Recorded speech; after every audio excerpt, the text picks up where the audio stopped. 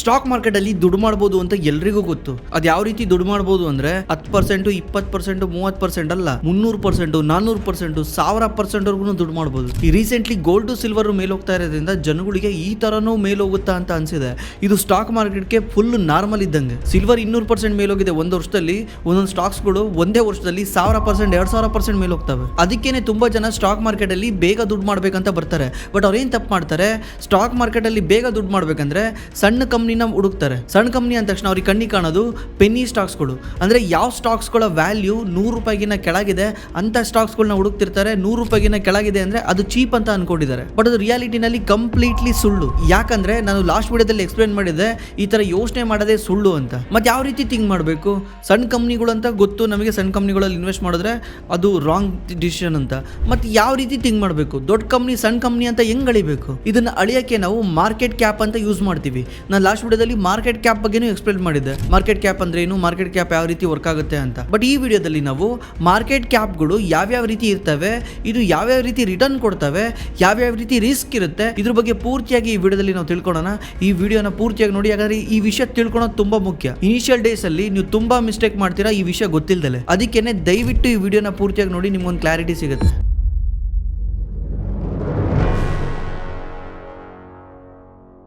Market cap ಅಲ್ಲಿ 3 ತರ market cap ಬರ್ತವೆ. ಒಂದು ಸ್ಮಾಲ್ ಕ್ಯಾಪ್, ಇನ್ನೊಂದು ಮಿಡ್ ಕ್ಯಾಪ್, ಇನ್ನೊಂದು ಲಾರ್ಜ್ ಕ್ಯಾಪ್ ಅಂತ. ಇದು ಹೆಸರೇ ಹೇಳ್ದಂಗೆನೆ ಸ್ಮಾಲ್ ಕ್ಯಾಪ್ ಅಂದ್ರೆ ಸಣ್ಣ ಸಣ್ಣ ಕಂಪ್ನಿಗಳು ಸೇರ್ಕೊಂಡು ಆಗಿರೋ ಒಂದು ಮಾರ್ಕೆಟ್ ಕ್ಯಾಪ್ ನ ಸ್ಮಾಲ್ ಕ್ಯಾಪ್ ಅಂತ ಕರೀತಾರೆ. ಮಿಡ್ ಕ್ಯಾಪ್ ಅಂದ್ರೆ ಮೀಡಿಯಂ ರೇಂಜ್ ಇರೋ ಕಂಪ್ನಿಗಳು, ಅದನ್ನ ಮಿಡ್ ಕ್ಯಾಪ್ ಅಂತ ಕರೀತಾರೆ. ಲಾರ್ಜ್ ಕ್ಯಾಪ್ ಅಂದ್ರೆ ಪೂರ್ತಿ ದೊಡ್ಡ ದೊಡ್ಡ ಕಂಪ್ನಿಗಳನ್ನ ಲಾರ್ಜ್ ಕ್ಯಾಪ್ ಅಂತ ಕರೀತಾರೆ. ಇವಾಗ ನೀವು ಯಾವ್ದು ಸ್ಮಾಲ್ ಕ್ಯಾಪ್ ಕಂಪ್ನಿ, ಯಾವ್ದು ಲಾರ್ಜ್ ಕ್ಯಾಪ್ ಕಂಪ್ನಿ ಅಂತ ಹೆಂಗ್ ಜಡ್ಜ್ ಮಾಡ್ತೀರಾ, ಹೆಂಗ್ ಗೊತ್ತಾಗುತ್ತೆ ಅಂದ್ರೆ ನಮ್ಮ ದೇಶದಲ್ಲಿ 5,000 ಕಂಪ್ನಿಗಳು ಲಿಸ್ಟ್ ಆಗಿದೆ ಸ್ಟಾಕ್ ಮಾರ್ಕೆಟ್ ಅಲ್ಲಿ, BSE, NSE ಸೇರ್ಕೊಂಡು. ಅದರಲ್ಲಿ ಮುಖ್ಯವಾಗಿ ನಾವು ಪರಿಗಣಿಸೋದು 500 ಕಂಪ್ನಿಗಳನ್ನ. ನಮ್ಮ ದೇಶದಲ್ಲಿರೋ 500 ಕಂಪ್ನಿಗಳನ್ನ ನಾವು ಮುಖ್ಯವಾಗಿ ಪರಿಗಣಿಸ್ತೀವಿ. ಇದನ್ನ BSE 500 ಅಂತ ಕರೀತಾರೆ, NSE 500 ಅಂತಾನೂ ಕರೀತಾರೆ. ಓಕೆ, 500 ಕಂಪ್ನಿಗಳನ್ನ ನಾವು ಪರಿಗಣಿಸ್ತೀವಿ. ಇವಾಗ ಇದರಲ್ಲಿ ನಾವು ವಿಂಗಡಣೆ ಮಾಡ್ತೀವಿ.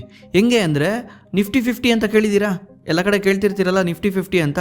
ನಿಫ್ಟಿ 50 ಅಂದ್ರೆ ದೇಶದಲ್ಲಿರೋ 50 ಅತಿ ದೊಡ್ಡ ಕಂಪ್ನಿಗಳು. ಓಕೆ, ಇದನ್ನ ನಿಫ್ಟಿ 50 ಅಂತ ಕರಿತೀವಿ. ಇದು ಬಿಟ್ಟು ಬರುತ್ತೆ ನಿಫ್ಟಿ 100 ಅಂತ. ಅಂದ್ರೆ ನಮ್ಮ ದೇಶದಲ್ಲಿರೋ 100 ಅತಿ ದೊಡ್ಡ ಕಂಪ್ನಿಗಳನ್ನ ನಿಫ್ಟಿ 100 ಅಲ್ಲಿ ಬರ್ತವೆ.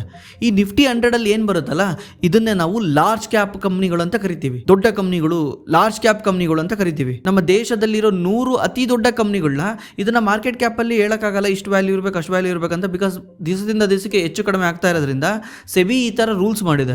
ಏನಂದ್ರೆ ನಮ್ಮ ದೇಶದಲ್ಲಿರೋ 100 ಅತಿ ದೊಡ್ಡ ಕಂಪ್ನಿಗಳನ್ನ ನಾವು ಲಾರ್ಜ್ ಕ್ಯಾಪ್ ಕಂಪ್ನಿಗಳಂತ ಕರಿತೀವಿ. ಅರ್ಥ ಆಯ್ತಾ? ಇವಾಗ ಫುಲ್ ಕ್ಲಿಯರ್ ಆಗಿದೆ ನಿಮ್ಗೆ. ಈಗ ನೆಕ್ಸ್ಟ್ ಬರೋಣ ಮಿಡ್ ಕ್ಯಾಪ್ ಅಂತ. ಮಿಡ್ ಕ್ಯಾಪ್ ಅಂದ್ರೆ ಯಾವುದು? ಈ ಮಿಡ್ ಕ್ಯಾಪ್ ಅಂತ ಯಾವ್ದನ್ನ ಕರಿತೀವಿ? ಇವಾಗ ಒಂದ್ಸಲ ನಾವು 100ನ ತೆಗೆದು ಸೈಡ್ಗೆ ಇಟ್ವಲ್ಲ, ಇನ್ನು ಉಳಿದಿದ್ದು 150ನ ತಗೊಂತೀವಿ. ಇನ್ನು 150 ಸ್ಟಾಕ್ಸ್ ನ ತಗೊಂತೀವಿ. 100 ಬಿಟ್ಬಿಟ್ಟು ಇನ್ನು ಉಳಿದಿದ್ದ 150 ಸ್ಟಾಕ್ಸ್ ಯಾವ್ಯಾವ ಬರ್ತವೆ ಅವನ್ನ ಮಿಡ್ ಕ್ಯಾಪ್ ಅಂತ ಕರಿತೀವಿ. ಅದಕ್ಕೇನೆ ನೀವು ಮಿಡ್ ಕ್ಯಾಪ್ ಇಂಡೆಕ್ಸ್ ನೋಡಿರ್ಬೋದು, ನಿಫ್ಟಿ 150 ಮಿಡ್ ಕ್ಯಾಪ್ ಇಂಡೆಕ್ಸ್ ಅಂತ ಬರುತ್ತೆ. ಅಂದ್ರೆ ಈ ಮಿಡ್ ಕ್ಯಾಪ್ ಕಂಪ್ನಿಗಳ ಒಂದು ಇಂಡೆಕ್ಸ್ ಇದ್ದಂಗೆ. ಅದು ನಿಫ್ಟಿ 50 ನಲ್ಲಿ ಯಾವ ರೀತಿ 50 ಕಂಪ್ನಿಗಳು ಬರುತ್ತೆ, ಇದೇ ರೀತಿ ನಿಫ್ಟಿ 150 ಮಿಡ್ ಕ್ಯಾಪ್ ಅಲ್ಲಿ ದೇಶದ 150 ಮೀಡಿಯಂ ರೇಂಜ್ ನ ಕಂಪ್ನಿಗಳು ಬರ್ತವೆ, ಮೀಡಿಯಂ ಕಂಪ್ನಿಗಳು ಬರ್ತವೆ. ಇದನ್ನೇ ಮಿಡ್ ಕ್ಯಾಪ್ ಅಂತ ಕರಿತೀವಿ. ಈ ಇದ್ರೊಳಗೆ ಯಾವ್ಯಾವ ಕಂಪ್ನಿಗಳೆಲ್ಲ ಬರ್ತವೆ ಅದೆಲ್ಲಾನು ಮಿಡ್ ಕ್ಯಾಪ್ ಕಂಪ್ನಿಗಳು. ಸಿಂಪಲ್, ನೀವು ಗೂಗಲ್ ಆಗಿ ಹುಡುದ್ರು ಬರುತ್ತೆ ನಿಫ್ಟಿ 150 ಮಿಡ್ ಕ್ಯಾಪ್ ಅಂತ. ಆ 150 ಕಂಪ್ನಿಗಳ ಲಿಸ್ಟ್ ಎಲ್ಲ ಬರುತ್ತೆ. ಇವಾಗ ಎಷ್ಟಾಯ್ತು ಹೇಳಿ? ಒಂದು 100 ಆಯ್ತಾ? ಅಂದ್ರೆ 100 ದೊಡ್ಡ ಕಂಪ್ನಿಗಳು, ಲಾರ್ಜ್ ಕ್ಯಾಪ್ ಕಂಪ್ನಿಗಳು. ಅದ್ರ ಜೊತೆಗೆ ಇನ್ನೊಂದು 150 ಸೇರ್ಕೊಂತು ಮಿಡ್ ಕ್ಯಾಪ್ ಕಂಪ್ನಿಗಳು. 150 ಮಿಡ್ ಕ್ಯಾಪ್ ಕಂಪ್ನಿಗಳು 100 ಸೇರ್ಕೊಂಡು 250 ಆಯ್ತು. 500 ಒಳಗೆ ಇನ್ನೆಷ್ಟು ಉಳಿತು? ಇದು 250 ಉಳಿತಲ್ಲ. ಈ 250 ಕಂಪ್ನಿಗಳು ಕೂಡ ಸ್ಮಾಲ್ ಕ್ಯಾಪ್ ಕಂಪ್ನಿಗಳು. ಇವನ್ನ ಸಣ್ಣ ಸಣ್ಣ ಕಂಪ್ನಿಗಳು ಅಂತ ಕರಿತೀವಿ. ಇದಕ್ಕೇನೆ ಸಪರೇಟ್ ಇಂಡೆಕ್ಸ್ ಇದೆ. ನಿಫ್ಟಿ 250 ಸ್ಮಾಲ್ ಕ್ಯಾಪ್ ಇಂಡೆಕ್ಸ್ ಇದೆ, BSE 250 ಸ್ಮಾಲ್ ಕ್ಯಾಪ್ ಇಂಡೆಕ್ಸ್ ಕೂಡ ಇದೆ. ಅಂದ್ರೆ ಈ ಇಂಡೆಕ್ಸ್ ಒಳಗೆ ಈ 250 ಕಂಪ್ನಿಗಳಲ್ಲಿ ಯಾವ್ಯಾವ ಕಂಪ್ನಿಗಳು ಬರ್ತವೆ ಎಲ್ಲಾ ಕೂಡ ಸ್ಮಾಲ್ ಕ್ಯಾಪ್ ಕಂಪ್ನಿಗಳೇ. ಹಂಗೆ ನೀವು ಕೇಳಬಹುದು, ಮತ್ತೆ ಈ 500 ಕಂಪ್ನಿಗಳು ಬಿಟ್ಟು ಬೇರೆ ಇರ್ತಾವಲ್ಲ ಅವನ್ನ ಏನಂತ ಕರೀತಾರೆ, ಅವ್ಯಾವವು ಅಂತ? ಅವನ್ನ ನಾವು ಮೈಕ್ರೋ ಕ್ಯಾಪ್ ಅಂತ ಕರಿತೀವಿ. ಮೈಕ್ರೋ ಕ್ಯಾಪ್ ಅಂದ್ರೆ ಅದು ಇದಕ್ಕಿಂತ ತುಂಬಾ ಸಣ್ಣ ಕಂಪ್ನಿಗಳು, ಅದನ್ನ ಮೈಕ್ರೋ ಕ್ಯಾಪ್ ಅಂತ ಕರಿತೀವಿ. ಆಕ್ಚುಲಿ ಈ 500 ಕಂಪ್ನಿಗಳು ಬಿಟ್ಟು ಉಳಿದಿರೋ ಕಂಪ್ನಿಗಳನ್ನ ಯಾರು ಅಷ್ಟೊಂದು ಫೋಕಸ್ ಮಾಡಲ್ಲ. ಈ 500 ಕಂಪ್ನಿಗಳಲ್ಲೇ ಜಾಸ್ತಿ ಜನ ಫೋಕಸ್ ಮಾಡ್ತಾರೆ. ಇವಾಗ ಇಷ್ಟು ಗೊತ್ತಾಯ್ತು ನಮಗೆ. ಇವಾಗ ನಾವೇನ್ ಮಾಡೋಣ, ಈ ಸ್ಮಾಲ್ ಕ್ಯಾಪ್ ಅಂದ್ರೇನು, ಮಿಡ್ ಕ್ಯಾಪ್ ಅಂದ್ರೇನು, ಲಾರ್ಜ್ ಕ್ಯಾಪ್ ಅಂದ್ರೇನು ಅಂತ ಡೀಟೇಲ್ ಆಗಿ ತಿಳ್ಕೊಳ್ಳೋಣ. ಓಕೆ, ಈಗ ಲಾರ್ಜ್ ಕ್ಯಾಪಿಗೆ ಬರೋಣ. ಲಾರ್ಜ್ ಕ್ಯಾಪ್ ಅಂದ್ರೆ ನಮ್ಮ ದೇಶದಲ್ಲಿರೋ 100 ಅತಿ ದೊಡ್ಡ ಕಂಪ್ನಿಗಳನ್ನ ನಾವು ಲಾರ್ಜ್ ಕ್ಯಾಪ್ ಅಂತ ಕರಿತೀವಿ.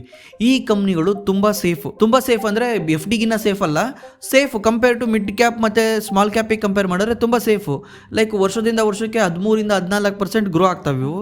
ಮತ್ತೆ ಫಾಲ್ ಆಗೋದು ಅಷ್ಟೊಂದೆಲ್ಲ ವಾಲಟಿಲಿಟಿ ಇರಲ್ಲ. ಇಲ್ಲಿ ನೀವು ದುಡ್ಡು ಹಾಕಿದ್ರೆ ನಿಮ್ಮ ದುಡ್ಡು ಹಿಂಗೆ ಆಗಲ್ಲ, ಜಾಸ್ತಿ ಮೇಲೆ ಕೆಳಗೆ ಆಗಲ್ಲ. ಮ್ಯಾಕ್ಸಿಮಮ್ 10% ಬೀಳ್ಬೋದು, 20% ಬೀಳ್ಬೋದು, 20% ಮೇಲೆ ಹೋಗ್ಬೋದು. ಇದು ಕನ್ಸಿಸ್ಟೆನ್ಸಿಯಾಗಿ ಮೇಲೆ ಹೋಗ್ತಾ ಇರುತ್ತೆ, ವಾಲಟಿಲಿಟಿ ಇರಲ್ಲ. ಅದಕ್ಕೆ ಇದನ್ನ ಲಾರ್ಜ್ ಕ್ಯಾಪ್ ಅಂತ ಕರೀತಾರೆ. ಯಾಕೆ ಇದು ಕನ್ಸಿಸ್ಟೆನ್ಸಿ ಆಗಿರುತ್ತೆ ಅಂದ್ರೆ, ನೀವು ಸುಮ್ಮನೆ ಎಕ್ಸಾಂಪಲ್ ತಗೊಳ್ಳಿ. ಇವತ್ತು ನಮ್ಮ ದೇಶದಲ್ಲಿ ಕೋಲ್ಗೇಟ್ ಕೂಡ large cap company. Okay, Colgate ಕೂಡ ಲಾರ್ಜ್ ಕ್ಯಾಪ್ ಕಂಪ್ನಿ, ITC ಕೂಡ ಲಾರ್ಜ್ ಕ್ಯಾಪ್ ಕಂಪ್ನಿ. ಇವಾಗ ITC ಎಕ್ಸಾಂಪಲ್ ತಗೊಳ್ಳೋಣ. ಈಗ ITC ಏನ್ ಮಾಡುತ್ತೆ ಹೇಳಿ? ಸಿಗರೇಟ್ನ ತಯಾರು ಮಾಡುತ್ತೆ. ಈ ಸಿಗರೇಟ್ನ ಯಾರು ಯೂಸ್ ಮಾಡ್ತಾರೆ?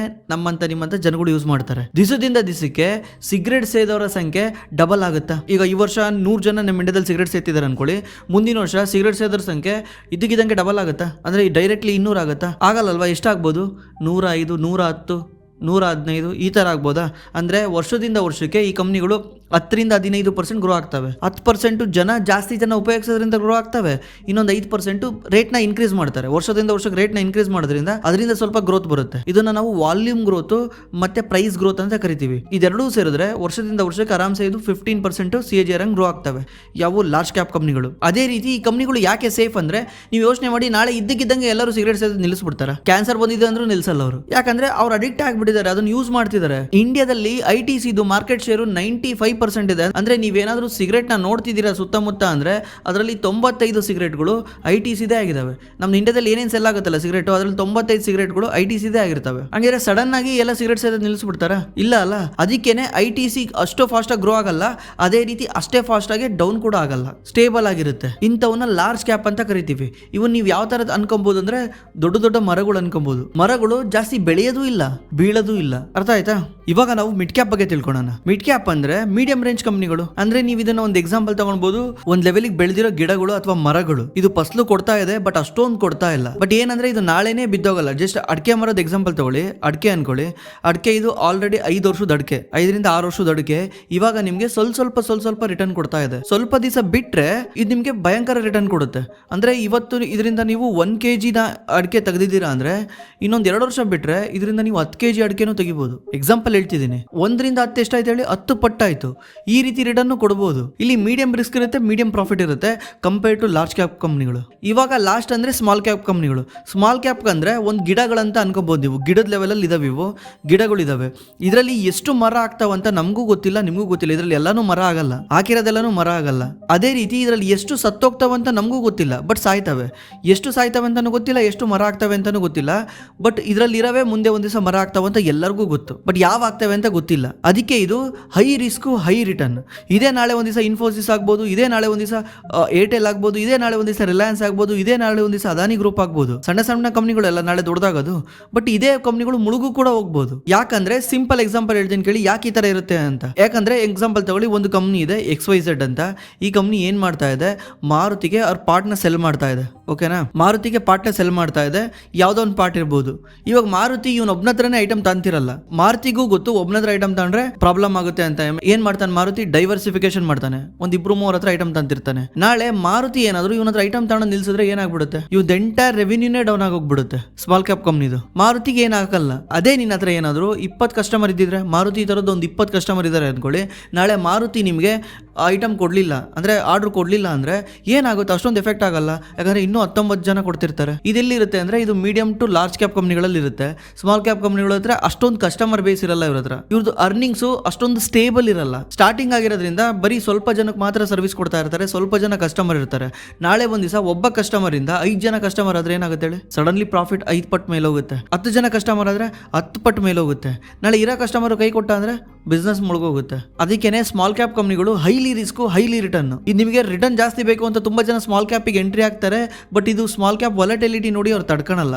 ಇದು ಬಿದ್ರೆ 50-60% ಬೀಳುತ್ತೆ ಕೆಳಗಡೆ. 100 ರೂಪಾಯಿ ಇರೋ ಶೇರು 60 ರೂಪಾಯಿಗೂ ಬರುತ್ತೆ, 60 ರೂಪಾಯಿಂದ 600 ರೂಪಾಯಿಗೂ ಹೋಗುತ್ತೆ. ಒಂಥರ ಹುಚ್ಚಿನ ತರ ಆಟ ಆಡುತ್ತೆ. ಬಟ್ ಯಾವಾಗ ಆಗುತ್ತೆ ಅಂತ ಗೊತ್ತಿಲ್ಲ. ಅದಕ್ಕೆ ಇದನ್ನ ಹೈಲಿ ರಿಸ್ಕಿ ಸ್ಟಾಕ್ಸ್ ಅಂತ ಕರೀತಾರೆ ಸ್ಮಾಲ್ ಕ್ಯಾಪ್ ಕಂಪನಿಗಳನ್ನ. ಸ್ಮಾಲ್ ಕ್ಯಾಪ್ ಕಂಪನಿಗಳಲ್ಲಿ ಹೊಸದಾಗಿ ಮಾರ್ಕೆಟ್ ಅಲ್ಲಿ ಎಂಟ್ರಿ ಆಗೋರು ಯಾವತ್ತೂ ಕೂಡ ಸ್ಮಾಲ್ ಕ್ಯಾಪ್ ಕಂಪನಿಗಳಲ್ಲಿ ಎಂಟ್ರಿನೇ ಆಗಬಾರ್ದು, ಅದನ್ನ ಟಚ್ ಮಾಡಬಾರ್ದು. ಅವ್ರು ಎಂಟ್ರಿ ಆಗಂಗಿದ್ರೆ ಯಾವಾಗ್ಲೂ ಲಾರ್ಜ್ ಕ್ಯಾಪ್ ಕಂಪ್ನಿಗಳಲ್ಲೇ ಆಗಬೇಕು. ಮಾರ್ಕೆಟ್ ಏನು ಅಂತ ಅರ್ಥ ಆದಮೇಲೆ ಆಮೇಲೆ ಅವ್ರು ಸ್ಮಾಲ್ ಕ್ಯಾಪಿಗೆ ಬರಬೇಕು.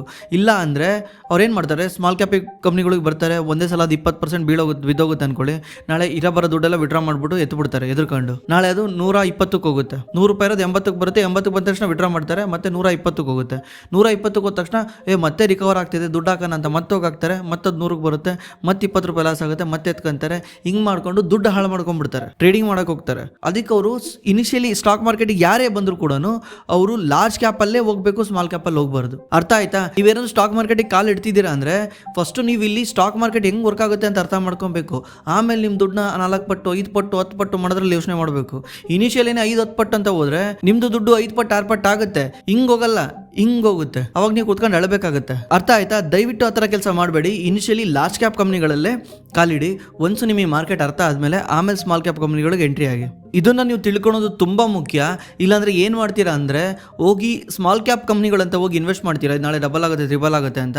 ಆ ಕಂಪ್ನಿಗಳು ತುಂಬ ದೊಡ್ಡ ಕಂಪ್ನಿಗಳಿರ್ತವೆ, ಮಾರ್ಕೆಟ್ ಕ್ಯಾಪ್ ಜಾಸ್ತಿ ಇರುತ್ತೆ. ಅಥವಾ ಯಾವುದೋ ಲಾರ್ಜ್ ಕಂಪ್ನಿ ಅಂತ ಹೋಗಿ ಇನ್ವೆಸ್ಟ್ ಮಾಡ್ತೀರಾ ಅಂದರೆ 1000 ರೂಪಾಯಿ 2000 ರೂಪಾಯಿ ಇರೋ ಕಂಪ್ನಿಗಳಲ್ಲಿ ಹೋಗಿ ಇನ್ವೆಸ್ಟ್ ಮಾಡ್ತೀರಾ, ನೋಡಿದ್ರೆ ಅದು ಸ್ಮಾಲ್ ಕ್ಯಾಪ್ ಆಗಿರುತ್ತೆ. ಪ್ರೈಸ್ ನೋಡಿ ಡಿಸೈಡ್ ಮಾಡಬೇಡಿ ಇದು ದೊಡ್ಡ ಕಂಪ್ನಿನ ಸಣ್ಣ ಕಂಪ್ನಿನ ಅಂತ. ಮಾರ್ಕೆಟ್ ಕ್ಯಾಪ್ ನೋಡಿ ಡಿಸೈಡ್ ಮಾಡಿ. ಮಾರ್ಕೆಟ್ ಕ್ಯಾಪ್ ನೋಡೋಕೆ ನಿಮ್ಗೆ ಹೆಂಗೆ ಅಂತ ಗೊತ್ತಿರುತ್ತೆ. ಫಸ್ಟ್ ಟೈಮ್ ಏನಾದರೂ ನೀವು ನೋಡ್ತಾ ಇದ್ರೆ ನೀವು screener.in ಅಲ್ಲಿ ಹೋದರೆ www.screener.in ಅಂತ ಇದೆ. screener.in ಅಲ್ಲಿ ಹೋದ ತಕ್ಷಣ ಯಾವುದಾದ್ರೂ ಕಂಪ್ನಿ ಸರ್ಚ್ ಮಾಡಿ. ಎಕ್ಸಾಂಪಲ್ ITC ಅಂತಲೇ ಸರ್ಚ್ ಮಾಡ್ತೀನಿ.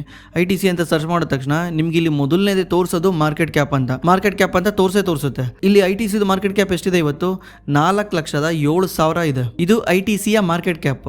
ಇದು ನಿಮಗೆ ಅರ್ಥ ಆಯಿತು ಅಂತ ಅನ್ಕೊಂಡಿದ್ದೀನಿ. ನೆಕ್ಸ್ಟ್ ವಿಡಿಯೋದಲ್ಲಿ ನಾವು ಒಂದು ಶೇರ್ ಪ್ರೈಸು ಇದೇ ಪ್ರೈಸ್ ಇರಬೇಕು ಅಂತ ಹೆಂಗ್ ಡಿಸೈಡ್ ಆಗುತ್ತೆ ಅನ್ನೋದ್ರ ಬಗ್ಗೆ ತಿಳ್ಕೊಳ್ಳೋಣ. ಅದರಲ್ಲಿ EPS ಬರುತ್ತೆ, PE ಬರುತ್ತೆ.